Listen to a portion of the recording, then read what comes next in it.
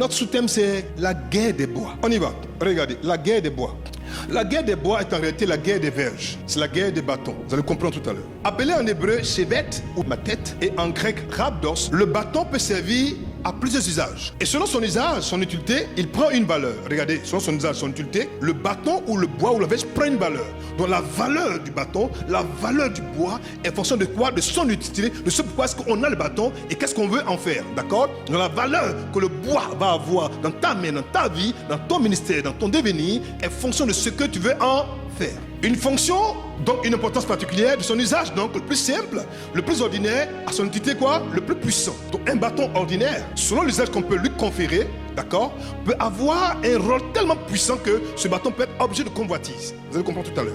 Continuons. L'usage possible du bois ou du bâton. Quels peuvent être les usages possibles du bois ou du bâton? Qu'est-ce qu'on peut en faire? Lorsqu'on a un bois, lorsqu'on a un bâton, qu'est-ce qu'on peut en faire? Qu'est-ce qu'on peut prendre le bâton ou le bois pour faire? D'accord? Regardez. Le bâton peut aider dans la marche des vieilles personnes. Et c'est vrai. Chez nous au village, vous allez voir, les personnes ont un bâton. En ballon, c'est ça. Ils marchent avec ça comme ça. C'est le bâton. Ça fait comme la troisième jambe pour les maintenir quoi, en équilibre. Mais ce bâton-là, si tu t'avais ça, toute ta vie, tu vas oublier. Ça fait mal. C'est un bâton qui est là depuis longtemps, ils prennent ça. Ils marchent avec ça. Donc les vieilles personnes l'utilisent aussi pour marcher. C'est aussi quoi? Son utilité. Continuons. Le bâton sert d'appui aux infirmes. Ceux qui sont infirmes, qui ont du mal à se déplacer, qui ont un problème, un handicap avec une jambe ou avec un membre, peuvent avoir un bâton pour justement s'équilibrer, pour avoir la capacité de mieux se déplacer. On y va? Le bâton peut aider à l'aveugle à se déplacer. Un homme qui est non-voyant peut avoir un bâton, on appelle le bâton des non-voyants, voyez-vous, il tape devant eux pour pouvoir se repérer, pour mieux se guider, pour mieux se diriger. D'accord? C'est le bâton des non-voyants. Le bâton est aussi un instrument de travail du berger. Donc ceux qui ont la charge de garder les brebis, de garder les bœufs, donc qui sont derrière le pâturage, ont aussi un bâton qui utilise vraiment notamment pour cadrer, pour arriver à trouver la capacité pour les brebis, les bœufs, vraiment être orientés. Donc le bâton sert vraiment d'élément quoi? De guide et de direction. Le bâton en Israël était le symbole ou représentait quoi? Une famille. Vous allez voir qu'en Israël, dans le temps ancien, au temps de Moïse, chaque famille israélienne dont le représentant était donc un prince, avait un bâton qui était tagué, qui était griffé au nom de la tribu, au nom de ceux qui détenaient ce bâton. Et justement, par ce bâton, on peut savoir de quelle tribu ou de quelle famille tu provenais. Donc en Israël, vous allez voir que le bâton va prendre une autre connotation, une autre coloration, une autre valeur spirituelle. Au point où par le bâton, on peut savoir d'où tu viens. Ok, continuons. Le bâton peut symboliser le pouvoir confié à une personne. Donc à la limite, dans le même sens que ce qu'on a dit tout à l'heure, le bâton peut symboliser le pouvoir qui confie à une personne. Par ton bâton, on peut savoir quelle est la hauteur, quelle est la dimension, quelle est la qualité du pouvoir que Dieu te donne, qu'on te reconnaît. D'accord?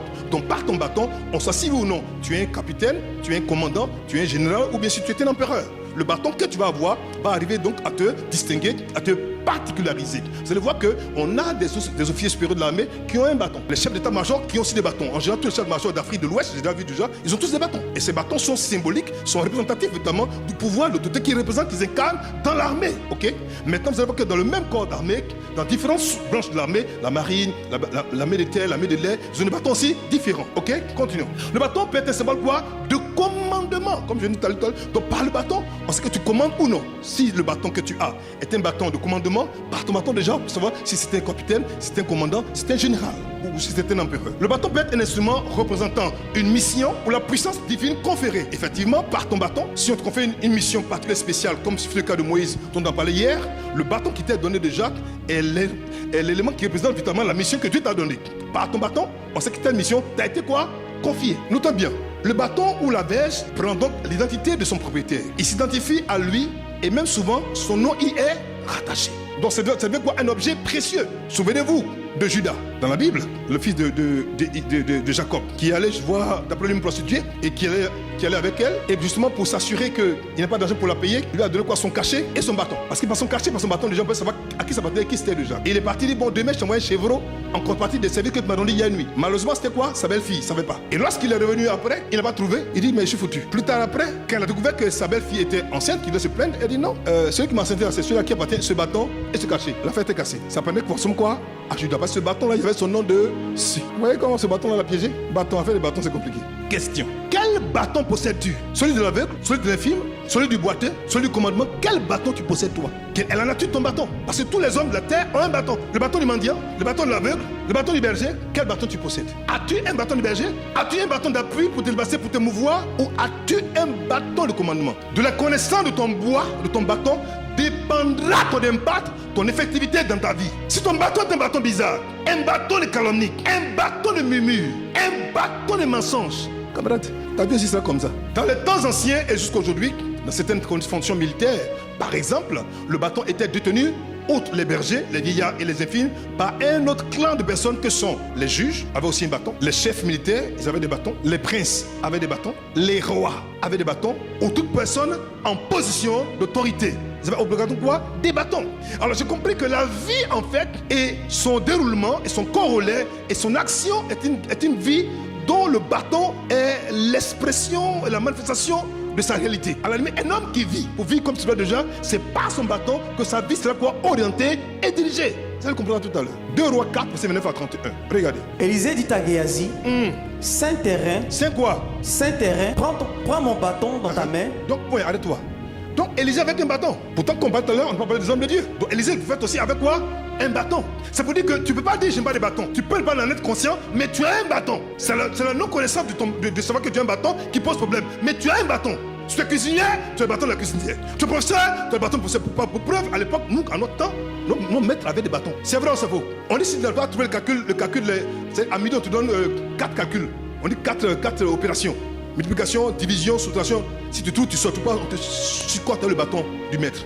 Oui ou non? Aujourd'hui, il n'y a pas de bâton. C'est parce qu'aujourd'hui, ils sont nuls. C'est pour ça qu'ils sont nuls aujourd'hui. À midi 00, tu vas aller manger. Non, tu vas trouver ça rapidement, tu vas partir. C'était le bâton du maître. Continue, mon fils. Prends mon bâton dans ta main et pars. D'accord. Si tu rencontres quelqu'un, ne le salue pas. Et si quelqu'un te salue, ne lui réponds pas. Point, arrête-toi. C'est-à-dire que c'est que le féticheur fait enfant, voilà. C'est pas une pas ailleurs, c'est pas ça dans la Bible. Quand tu sois à ton basse là, si quelqu'un te salue, pas répondre. Marche comme ça, réponds pas répondre. Si ça gâte ton basse. Ils ont pris ça chez Élisée. Tu mettras mon bâton sur le visage de l'enfant. La mère de l'enfant dit, l'Éternel est vivant et ton âme est vivante. Je ne te quitterai point. Et il se leva et la suivit. Géasi les avait dévancés.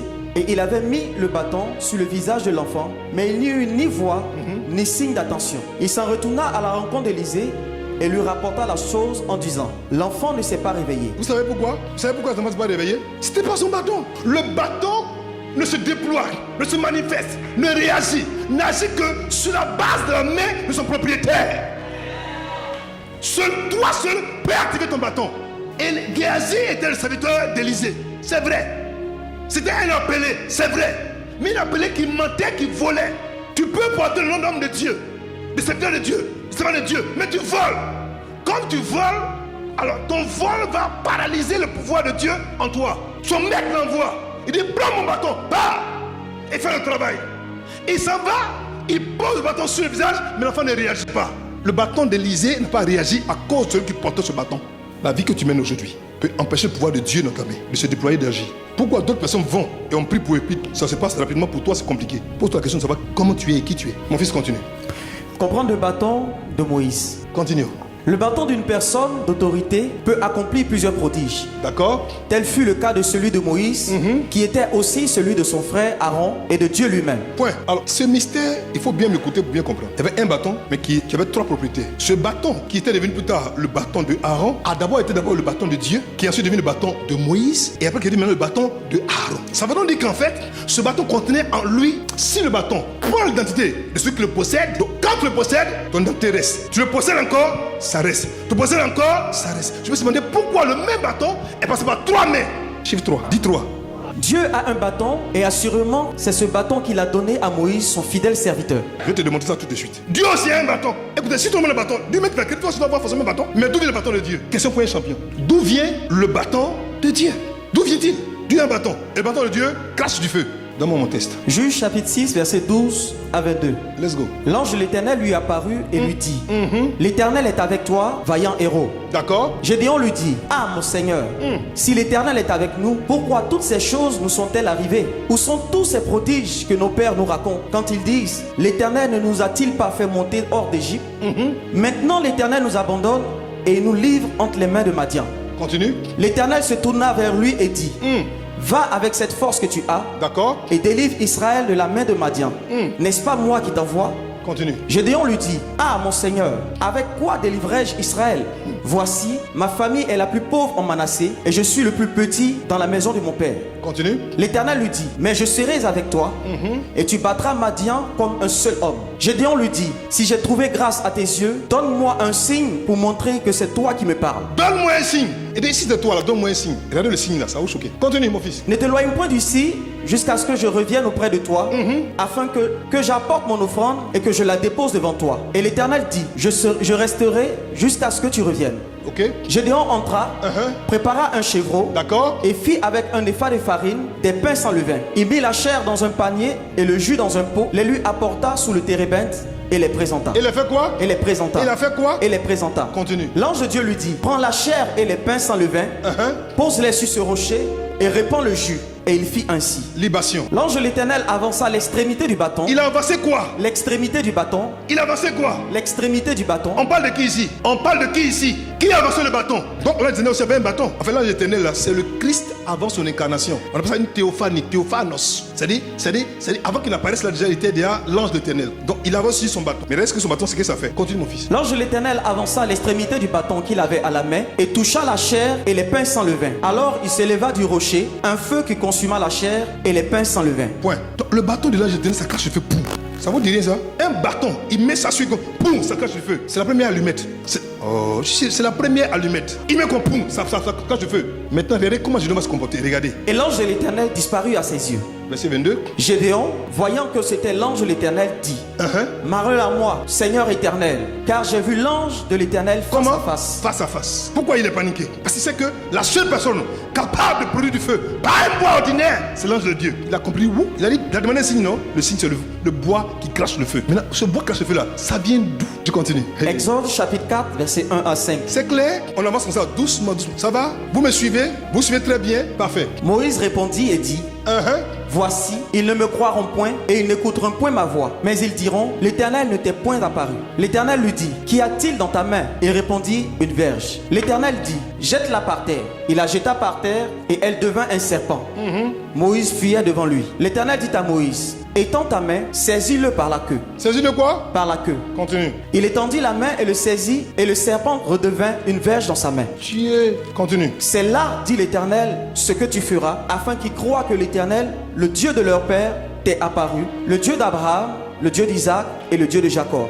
Point. Je vous explique l'image. Moïse est resté 40 ans chez Jéthro, en Madian. Quand Dieu a estimé que le vase était fin prêt pour aller faire la mission, il va créer une rencontre entre lui et le buisson ardent. Buisson ardent. En fait, le buisson ardent est un arbuste brûlant. Ils se rencontrent. Et au moment où ils se rencontrent, qu'il parle. Il dit, mais tu m'envoies, c'est vrai. Mais quand je vais partir là, comment ils vont croire que c'est toi qui m'as envoyé? Il lui demande, il y a quoi dans ta main? Il dit, il y a un bâton. Il dit, c'est pas vrai. Il dit, si. Il dit, c'est pas un vrai. Il dit, si. Il dit, bon, jette ça par terre. Jette par terre, ça devient un serpent, il veut fuir. Maintenant, regardez la terminologie de ce que se dit ici, les mots. On va reprendre le texte, écoutez bien. On reprend. Exode 4, verset 1 à 5. Moïse répondit et dit, voici, ils ne me croiront point, ils n'écouteront point ma voix, mais ils diront, l'Éternel ne t'est point apparu. L'Éternel lui dit, qu'y a-t-il dans ta main? Et il répondit, une verge. Donc, il demande, qu'est-ce qu'il y a dans ta main, toi? Il dit, une verge. Donc, Moïse avait quoi aussi, quoi? Son bâton. Mais je vais vous démontrer ce soir que Moïse avait deux bâtons. Continue, mon fils. L'Éternel dit, jette-la par terre. D'accord? Il la jeta par terre et elle devint un serpent. Ok? Moïse fuyait devant lui. L'Éternel dit à Moïse, étends ta main et saisis-le par la queue. Il étendit la main et le saisit, et le serpent redevint une verge dans sa main. C'est là. C'est quoi? C'est là. C'est quoi? C'est là. C'est quoi? C'est là. Continue. Dit l'Éternel, ce que tu feras. Point. Donc, qu'est-ce qu'il doit faire?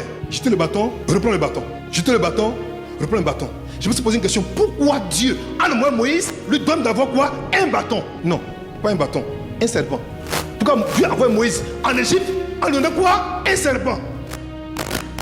Pourquoi Dieu envoie Moïse en Égypte et lui donne un serpent? Parce qu'en fait, lui il pensait qu'il avait un bâton. Il dit non, tu n'as pas un bâton, tu as un serpent. Il dit, je comprends, il dit, jette par terre, tu vas voir.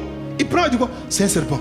Il dit, tu vas partir là, il faut leur montrer que tu es un faiseur, un changeur de bois en serpent. J'arrive, vous allez comprendre. Je me suis dit, mais pourquoi Dieu va donner à Moïse un serpent au lieu de donner quoi? L'onction, les miracles, le feu qui sonne ses narines, tout ça. Il donne quoi? Un serpent.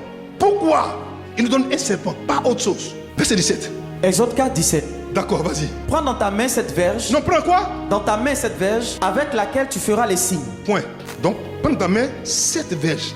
Élément démonstration. Prends dans ta main cette verge avec laquelle tu feras les signes. Bon, cette verge. Continue. Exode 4, 17, verset 1. Tu prendras ce bâton en main et c'est avec celui-là. Tu prendras ce bâton et c'est avec celui-là. ce bâton-là, que tu feras des signes. Pas n'importe quel bâton, mais celui que moi je t'ai donné. Regardez. En fait, j'ai découvert que au moment où il y a eu la rencontre dans le buisson Adam et que Dieu parle à son serviteur Moïse pour le rassurer, il ne va pas regarder au bâton que lui Moïse avait. Il y a un bâton sorti du buisson Adam qui sera là déjà. Il va dire, prends ce bâton-là, il faut le prendre. Prends-le. Il le prend. Et il dit maintenant, jette-le. Il le jette. Il dit, ça devient quoi? Il dit, c'est bon. C'est ce bâton-là, pas l'autre. Celui bâton-là que tu dois prendre pour aller travailler. C'est pourquoi je dis ça? Parce que le bâton que Dieu avait dans Juge déjà craché le feu. C'est un bâton qui est dans ta main, ça ne se consume pas, mais ça peut donner le feu. Et c'est ce bâton-là, celui-là, que tu accompliras les signes miraculeux. Et c'est avec ce bâton que Moïse va défier tout l'empire égyptien. Pas nos bâtons, c'est ce seul bâton que Dieu lui a donné. Continue mon fils.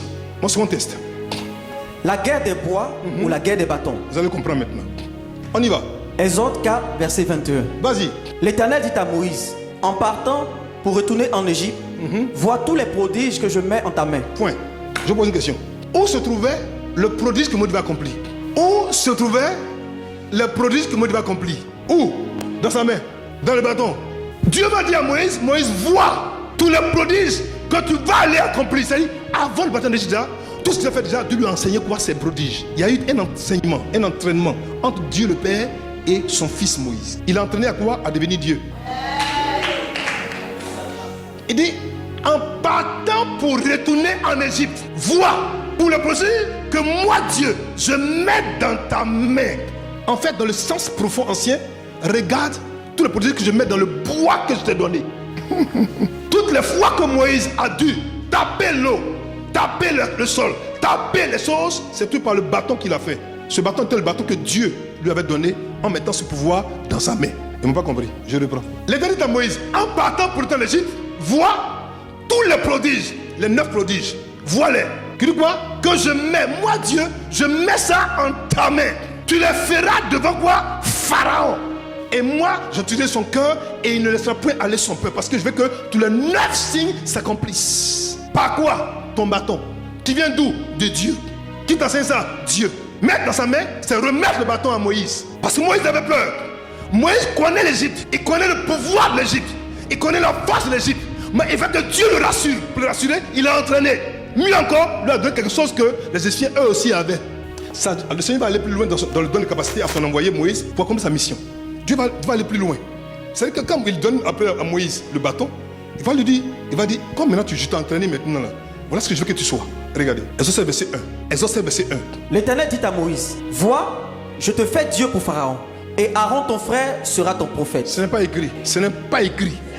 Après avoir entraîné son fils à faire comme lui, à prendre le bâton pour accomplir des prodiges, toucher les eaux, et le feu apparaît, toucher l'eau, elle devient du sang, toucher la terre, ça devient des boue. Il dit maintenant tu es venu, maintenant tu deviens comme un Dieu, mais pas un Dieu pour moi, mais un Dieu pour Pharaon. Et ton frère Aaron sera ton prophète. Oh, c'est trop dangereux cette affaire. Dieu sait qui est Pharaon. Pharaon est appelé par son peuple Dieu. On appelle Pharaon Dieu dans son pays. Donc pour combattre Dieu, il faut être aussi quoi? Dieu. C'est un combat de Dieu à Dieu. On sait de quel Dieu est le vrai Dieu. Exode chapitre 7, verset 8 à 13. C'est très puissant. Continuons, on y va. L'Éternel dit à Moïse et à Aaron, regardez. Si Pharaon vous parle et vous dit, faites un miracle. Point. Pourquoi il va leur poser une question comme ça? Faites-nous un miracle. Pourquoi Dieu dit, s'il va déjà faire un miracle? Ça suppose qu'il savait déjà que son fils a le pouvoir de faire des miracles. Je ne sais pas de dire, si tu te demandes ça, on demande quelqu'un quelque chose qu'il ne possède pas, qu'il n'a pas. Il dit, s'il va te demander de faire un miracle. Donc ça veut dire que Moïse, je connais que tu es quelqu'un. Mais qui fait les miracles? C'est Dieu. Seul Dieu peut faire des miracles. Au moment où il parle à Moïse, Moïse est déjà blindé pour aller faire des miracles en Égypte. Pourquoi? Parce que Dieu l'avait déjà entraîné comme un Dieu. J'ai dit, ce soir, je venais entraîner quelqu'un à devenir Dieu. Il dit, si tu vas et que Pharaon vous dit, faites un miracle. Je pose une question. Pourquoi Pharaon m'a posé une telle question? C'est qu'il a dû attendre des choses. Adam, il savait que Moïse était un ancien prince. C'était un trouillard, il a même fui. C'est un assassin, un tueur. Pourquoi il va demander de faire un miracle? C'est que certainement, la réputation de Moïse l'avait quoi précédé. Et bon, on dit que tu fais des choses exceptionnelles. Bon, fais un miracle, je vais voir. C'est parce qu'il a entendu. Il dit, si vous demandez de faire un miracle déjà, voilà ce que tu as fait. L'entraînement, comment on le fait? Jette le bâton, reprends-le. Jette le bâton, reprends-le. Jette le bâton, reprends-le. Regarde ce qui va se passer. Continue, mon fils. Tu diras à Aaron, prends ta verge et jette-la devant Pharaon. Point. C'est parce qu'on dit pas, c'est plus le bâton de Moïse maintenant. C'était le bâton de Dieu qui est sorti du buisson, qui était le bâton de Moïse. Il s'est entraîné de devenu fort, mais comme il est devenu Dieu maintenant, il est devenu grand maintenant. Il dit, donc passe maintenant à Aaron. Donc le même bâton était rempli de Dieu, de Moïse et d'Aaron. Donc, 1 premier Dieu, le vrai Dieu. Second Dieu, le petit Dieu, Moïse. Et puis maintenant le vrai prophète, Aaron. Bon, qui peut se battre contre 2 dieux puis un prophète? Ça fait 3. Si le bâton prend l'identité, bon non, c'est celui qui le possède, c'est que le même bâton avait 3. Non. Elle deviendrait un serpent. Elle devient quoi? Un serpent. Continue. Moïse et Aaron allèrent auprès de Pharaon et il fit ce que l'Éternel avait ordonné. Aaron jeta sa verge devant Pharaon et devant ses serviteurs. Et elle devint un serpent. Ok. Mais Pharaon appelait des sages et des enchanteurs. 2. Et les magiciens d'Égypte. 3. Attends, mon fils, doucement. Il y avait combien dans le bâton? Il y avait combien dans le bâton? Il y avait Dieu le Père, le vrai Dieu, notre Père, notre Créateur. Il y avait le Dieu qu'on a fait, Dieu de Pharaon. Ça fait 2. Puis il y avait Aaron, ça fait 3. Donc il savait qu'il y allait avoir 3. Il y allait avoir 3 groupes de sorciers qui allaient venir. Donc il fallait aussi préparer aussi 3 gars aussi pour les cogner. Mon fils, continue. Ils vont comprendre. Eux aussi en firent autant par leur enchantement. Par leur quoi? Enchantement. Enchantement, c'est un gros mot. Par leur sorcellerie. Par leur sorcellerie. Ils en firent aussi. Ce qui est bizarre, donc les 3 groupes de ninjas. Premièrement, les sages, ensuite les enchanteurs et ensuite les magiciens. Les 3 groupes, chacun avec quoi? Ses bâtons. Ils sont venus. Donc ça veut dire qu'en fait, la guerre, c'est une guerre de bâtons. Bâton contre bâton. Bois contre bois. Verge contre verge. Serpent contre serpent. Ils sont venus avec leur sorcellerie. Kumangour, Kumangour, Kumangour, tcha tcha tcha, Kumangour, Kumangour, Kumangour, tcha tcha tcha, Kumangour. Ils sont venus comme ça. Pharaon dit, venez. Et écoutez-moi, je vous dis une chose, hein. La Bible ne précise pas, mais c'est vrai. Ce sont tous les sages, tout au pluriel, hein. Tous les enchanteurs et tous les magiciens d'Égypte sont venus. Donc ils sont quoi? Nombreux. Mais c'est pas classe, c'est un groupe. Le groupe de sages, le groupe des enchanteurs et le groupe des magiciens. 3 groupes. C'est-à-dire que tous les ninjas qui étaient là-bas sont venus. Pour dire, que tu penses que quoi ici? Quoi? Attends, on va te montrer, nous aussi on peut faire aussi. Mais je me suis pas encore. Moi j'étais content. Ils ont souri. Alors dit, j'étais pas content aussi. J'étais. Beaucoup de serpents étaient versés là. Donc en fait, voilà la raison pour laquelle Dieu n'a pas donné à Moïse autre chose qu'un serpent. Parce qu'il a à avoir affaire à des serpents. C'est fer qui coupe fer. C'est serpent qui va manger serpent.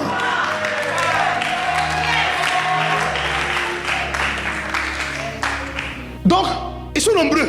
Et Pharaon commence à dire pour dire, toi, ton serpent, lui seul, contre cobra, naja, python, quoi, le mamba noir, mamba rouge, mamba vert. Ils sont nombreux, ils sont versés comme ça. Hey, il y a serpent et puis il y a serpent. Regardez, le serpent, le vrai serpent là, ce qu'il va faire aux autres serpents. Mon fils continue. Ils jetaient tous leur verge et elles devinrent des serpents. Et la verge d'Aaron a fait quoi? Engloutit leur verge. Ça a fait quoi? Englouti. Ça a fait quoi? Englouti. Ça a fait quoi? Englouti. Ça a fait quoi? Englouti. Lui seul, hein, il a pris son temps. Puis, Pharaon, regarde là. C'est comme ça que tu vas valer tes ennemis. La maladie, la pauvreté, le célibat.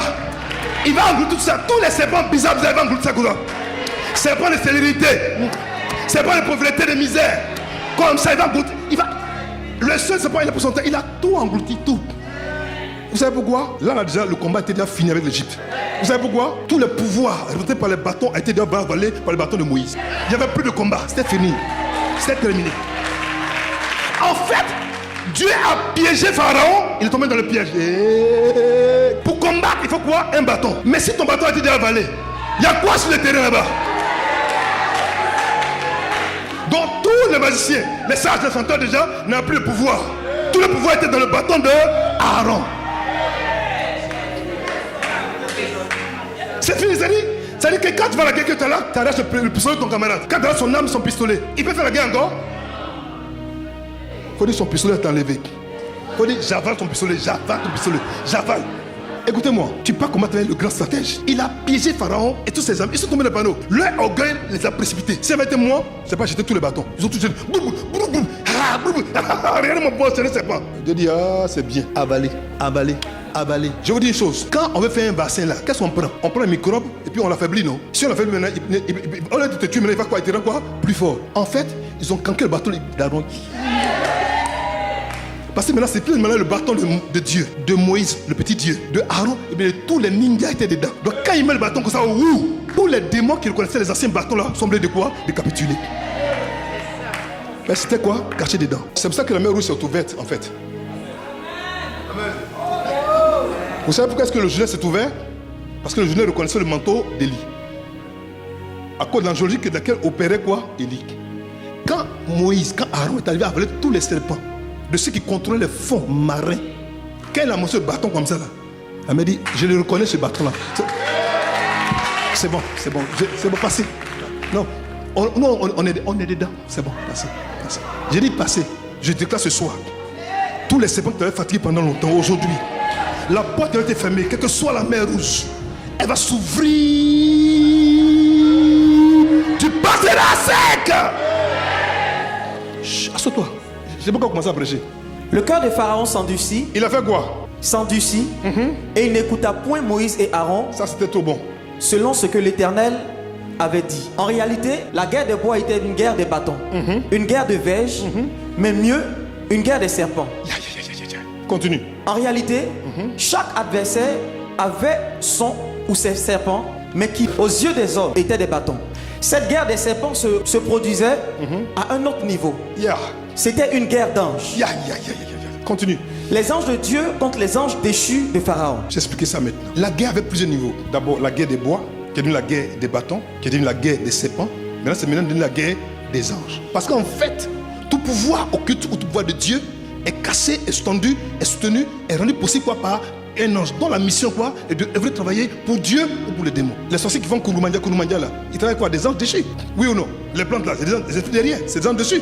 Donc en fait, chaque bâton jeté, qui a été avalé déjà, en fait, est un ange capturé et mis en prison. Parce que c'est par eux que le bois, qui était la canne du magicien, du sorcier ou du sage, pouvait opérer dans cette dimension. Donc en fait, cette guerre est une guerre quoi? D'anges. Et réellement, la guerre spirituelle est une guerre d'anges. Quand on prie ici et que les démons sont allés faire un sorcier là-bas, qu'est-ce qui se passe? Il y a une guerre qui se passe au niveau des anges. Les anges de Dieu combattent quoi? Les anges du diable. Mais nous prions ici, eux ils prient là-bas aussi. Donc la guerre des bois et la guerre des bâtons, qui est la guerre des serpents, encore mieux la guerre des anges. Alors regardez cette version de Bible. Regardez cette version de la Bible, Hébreux 1 verset 14, version 2 21. Regardez. Les anges ne sont-ils pas tous des esprits au service de Dieu? Donc là où Dieu opère, les anges sont là quoi? Au service de Dieu. Là où il y a Dieu, il y a forcément des anges pour le servir. On est d'accord? Envoyés pour apporter de l'aide à ceux qui vont être du salut. Donc si forcément il y a quelque part Dieu, il y a forcément un ange à côté de Dieu pour le servir. Donc quand Dieu parle, ils vont agir. Donc Moïse en partant a eu un bois. Mais après il a eu quoi? Une position. Il a dit pas Moïse le prophète, il a dit Moïse le Dieu. Et donc tous les anges qui opèrent avec Dieu depuis l'éternité ont commencé donc à assister Moïse. C'est pas moi qui ai dit, hein? C'est 1 verset 14 qui le dit. D'accord? Maintenant, quel est l'ange qui est le plus proche de la divinité de Dieu? Dans la catégorie des anges, dans la liste des anges, dans la hiérarchie des anges, l'ange, les anges les plus précieux, les plus proches de Dieu, il y en a deux. Il y a les chérubins sur lesquels Dieu monte pour se déplacer, et puis il y a les séraphins qui gardent sa sainteté et sa pureté. Les séraphins. Continue. Notez bien qu'au verset 12 de Exode 7, on ne dit pas que le serpent d'Aaron engloutit le serpent, mais la verge d'Aaron a englouti les bâtons des sorciers, magiciens et sorciers d'Égypte. C'est bizarre. C'est-à-dire que ce n'est pas le serpent qui a englouti, c'est la verge qui a englouti. Question. Est-ce qu'un bâton peut avoir une bouche? Donc qu'est-ce qui s'est passé? Je n'ai pas compris. Prenez vos Bibles. Vous pouvez mettre le texte sur le tableau. Exode 7, verset 12. Parce que vous lisez, mais ne faites pas attention. Parce que ce n'est pas le serpent qui a englouti, hein. C'est la verge de Aaron qui a englouti les autres verges. Exode chapitre 7, verset 12. Regardez. Ils jetèrent tous leurs verges et elles devinrent des serpents. Et la verge d'Aaron engloutit leurs verges. On a dit que le serpent d'Aaron engloutit leurs serpents. Mais on dit la verge d'Aaron engloutit leurs verges. C'est pourquoi? Je me suis demandé comment un bâton peut engloutir d'autres bâtons. C'est parce que je vous dis que en fait c'est la guerre des serpents dans la manifestation, mais en réalité c'est la guerre des anges. Mon fils, continue. Il faut comprendre. Selon le professeur William Gesenius, c'est un grand professeur, très grand mérite. Il dit le mot séraphin, qui est donc l'ange qui garde Dieu, qui garde le trône de Dieu, de façon très précise déjà, de façon très rapprochée, vient du mot hébreu saraf, qui vient du mot qui veut dire engloutir, absorber, avaler. Donc en fait, c'est l'ange qui gardait Moïse, son rôle c'est d'engloutir et d'avaler. C'est un ange engloutisseur et un ange avaleur. Mais c'est un ange de feu. Parce que le mot saraf veut dire le brûlant, l'ardent. C'est pourquoi je vous dis que le bâton que Moïse avait, c'était un bâton sorti du buisson ardent. Parce que ce qui est ardent, c'est ce qui est brûlant.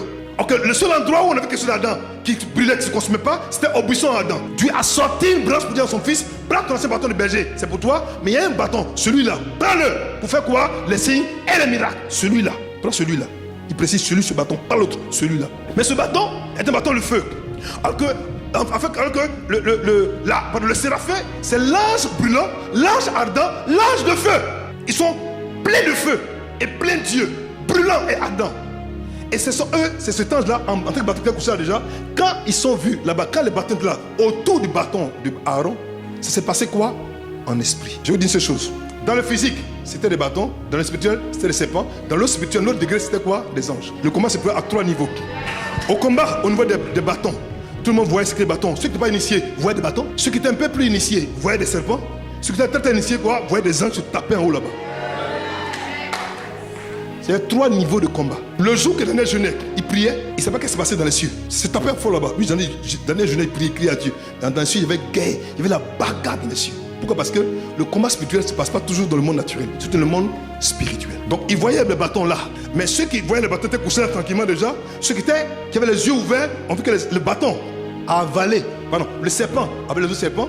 Mais arrêtez, les bâtons là déjà, on regardait, on dit ça a englouti. C'est quoi? Ça a avalé, ça a ingurgité. Mais dans l'autre dimension déjà, c'était quoi? Un séraphin dont le rôle était quoi? D'engloutir tous les autres anges pour les neutraliser, pour dire vous la partez maintenant, pour plus opérer. Il les a ligotés, il les a attachés, puis il a mis dit bon, venez maintenant travailler pour nous.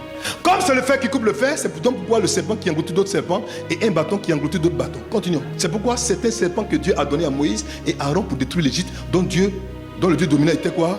Le serpent. Quand tu vas combattre quelque chose, il faut savoir qui il est. Et pour savoir qui il est déjà, il faut te préparer pour l'attaquer. Le démon qui fatigue l'Égypte là, c'est un serpent. On appelle le Léviathan. C'est un serpent crocodile. Il a des pattes de crocodile, une tête de crocodile, pas une queue de serpent, une tête de serpent, et puis c'est pas des bras, il est laid, il est vilain. On appelle le Léviathan. Il est dans le Nil. Dieu savait ça. Donc pour attaquer ce monsieur-là, il a préparé Moïse à devenir Dieu. Il a entraîné. Quand il a atteint le pouvoir, il a dit, moi Dieu là, je te fais Dieu. Ton pharaon là, il a un Dieu, c'était Moïse. C'est pour ça que Pharaon n'a pas pu toucher Moïse parce que c'était son Dieu. Dites-moi, j'y vais le matin, je dis, toi, il n'a pas d'armée, il n'a pas d'épée, il n'a pas de militaire, il n'a rien, il le menace dans son propre palais. Il dit, toi, laisse partir mon peuple, sinon tu auras affaire à moi. Il n'a pas pu le tuer jusqu'à ce qu'il parte.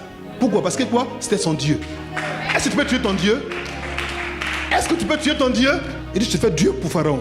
Ça, il ne peut pas te toucher. Ce soir, je te déclare que tu te fais Dieu pour tous tes démons, tous les ennemis. Tu fais Dieu au nom de Nazareth. Ils te verront. Ils ne pourront pas te toucher parce que tu es au-dessus d'eux. Voilà une version de Bible. Exode 7, verset 15. Alors cette version de Bible là, c'est la Bible que j'utilise le plus souvent. Va trouver Pharaon le matin. Lorsqu'il se rend au fleuve, tu te tiendras sur la rive pour le confronter. Pour le quoi? Pour le confronter qui Pharaon. Dieu dit à Moïse, va. Il va aller au fleuve ce matin. Va le confronter. Il dit, et tu auras à la main la verge qui a été changée en serpent. Dieu, il laisse tout cette verge là. Il dit, ne prends pas autre chose. Prends cette verge là. Prends cette verge là. Prends-la. Pas une autre verge. Celle qui a été transformée en serpent, prends-la. Et va avec ça pour aller le confronter. Pourquoi il précise ça? Parce que sans ça, il ne peut pas confronter Pharaon. Pharaon, c'est un serpent. Il faut une verge qui a le pouvoir du serpent pour confronter Pharaon. Donc, mon fils, ma fille, Dieu t'a donné une verge. Quand tu vas sortir pour aller là, va avec ta verge. Dis, je prends ma verge. Dis, je prends ma verge. Continuons. Somme 23, verset 4, verset Semeur. On y va. Si je devais traverser la vallée où règnent les ténèbres de la mort, je ne craindrais aucun mal, car tu es auprès de moi. Ta houlette me conduit et ton bâton me protège. Le bâton, son rôle, c'est de protéger. C'est le même verset que tu disais tout à l'heure, Somme 23, verset 4 là. Ça, c'est version Semeur. Il dit, ton bâton me protège. Donc le bâton, son rôle, c'est de quoi? Protéger. C'est ça que Dieu lui a donné un bâton pour le protéger. Moïse, va avec ce bâton, parce que ce bâton va te protéger. Mais le bâton là, c'est un serpent. C'est ce bâton qui peut maîtriser Pharaon et toute son armée. Au moment où le combat a fini, qui prend le bâton déjà, Pharaon n'avait plus de pouvoir. C'était un Pharaon, un Dieu sans pouvoir. Et tout le pouvoir de Pharaon était caché quoi? Dans le bâton de Moïse. Enfin, le bâton de Aaron. Et c'est justement avec ce bâton, que dis-je, avec ce serpent, que Moïse et Aaron sont venus à bout de toi, de Pharaon. Tout son pouvoir, ce qui est sur Target, a été caché. C'est-à-dire, Pharaon, ça y est ici. Pardon, ça y est dans ma main. Tu ne peux plus prendre. Parce que pour avoir un bâton de commandement aussi puissant, ça met des années pour le préparer. Tous les signes ont été accomplis avec ce bâton d'un simple berger devenu Dieu pour Pharaon. Dieu a pris ce qui était vil, c'est quoi le monde a rejeté. Il a préparé la forme pendant 40 ans. Il a dépouillé de lui-même. Il a forgé. Il a envoyé au buisson Adam. Il a entraîné là-bas. Il a donné un élément, un instrument. Il a envoyé ce même bâton. Il a mis toute une nation, tout un empire. Il a mis un empire quoi, sur un pied avec un bâton. Dieu est fort, il fait peur. Il prend ce qui est vil, ce qu'on a rejeté, pour en faire quelque chose de spécial et de particulier. C'est Dieu. Le mystère du bois. Je vais t'expliquer maintenant pourquoi est-ce que le bâton est si dangereux. C'est un mystère. Je te donne ça déjà, puis tu vas aller digérer ça à la maison. Donne-moi mon test. 2 Rois 6, verset 1 à 7. Les fils des prophètes dirent à Élisée, d'accord? voici le lieu où nous sommes assis devant toi, est trop étroit pour nous. Continue. Allons jusqu'au Jourdain. Nous prendrons là chacun une poutre et nous nous y ferons un lieu d'habitation. Élisée répondit, allez. Et l'un d'eux dit, consens à venir avec tes serviteurs. Il répondit, j'irai. Il partit donc avec eux. Arrivé au Jourdain, ils coupèrent du bois. Ils ont coupé quoi? Du bois. Ils ont coupé quoi? Du bois. Continue. Et comme l'un d'eux abattait une poutre, le fer tomba dans l'eau. Il s'écria, ah mon Seigneur, il était emprunté. D'accord. L'homme de Dieu dit, où est-il tombé? Point, arrête-toi là. Ils vont couper bois avec le prophète. Il dit, papa, viens à nous. Il dit, bon, j'arrive. C'était le prophète, c'est le prophète.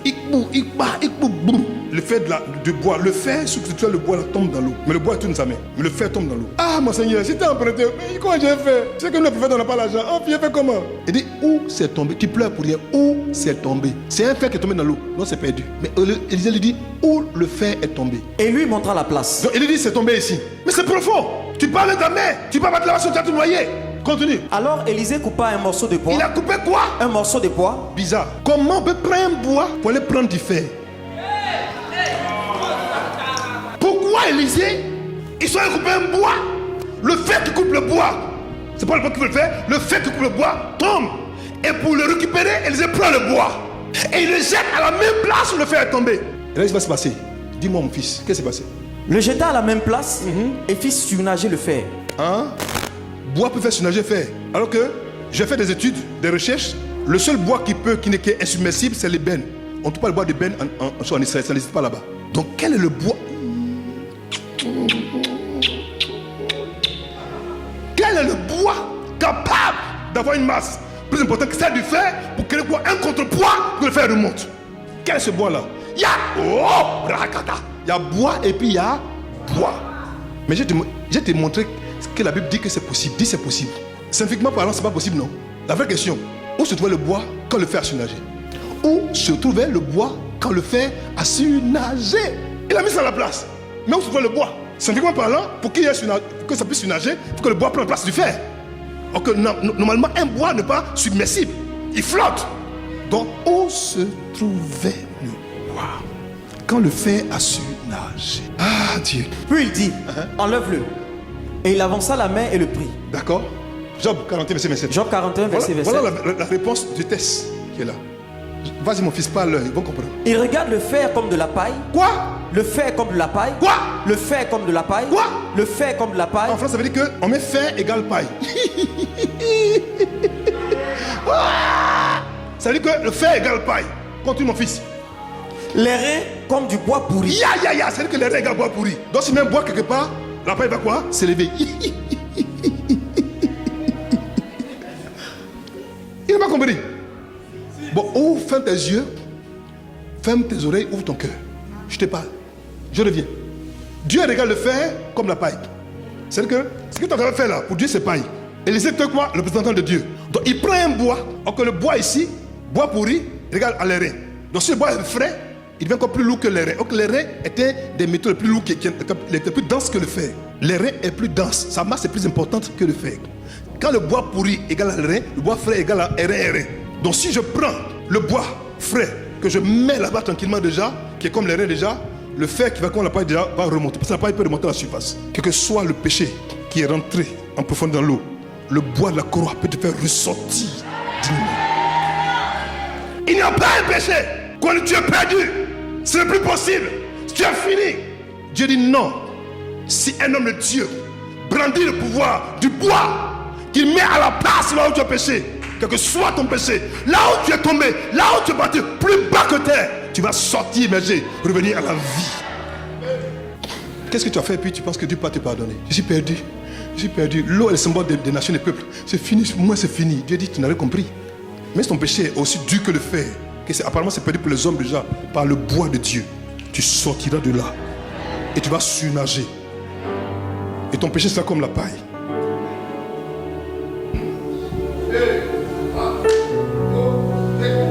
Je vais te dire une seule chose ce soir. Il y a deux bois. Le bois qui vient de Dieu, fait transversal comme ça. Et le bois des hommes qui fait comme ça.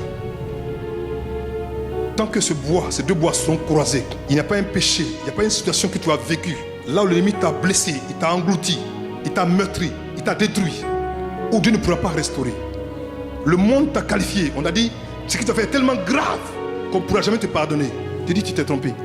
J'ai le pouvoir, moi, par mes serviteurs, par mes servantes, de libérer un bois au même endroit que le fer qui semble être perdu revienne à la vie. Tu ne peux pas mourir parce que quelqu'un peut le prix à ta place pour te sauver, pour te restaurer. Je déclare qu'aujourd'hui, ce qui a été volé par le passé, ce qui a été perdu pendant longtemps, ce soir, tu le récupères par le miracle du bois. Le bois va agir. Et là où le bois va tomber, le fer perdu, la vie perdue, le travail perdu, la santé perdue, les projets perdus, l'argent perdu va revenir à la surface. Et tu n'auras qu'à prendre la main et à récupérer ton fer et à repartir. Car ton Dieu est Dieu. Tu ne peux pas mourir. Que Dieu vous bénisse.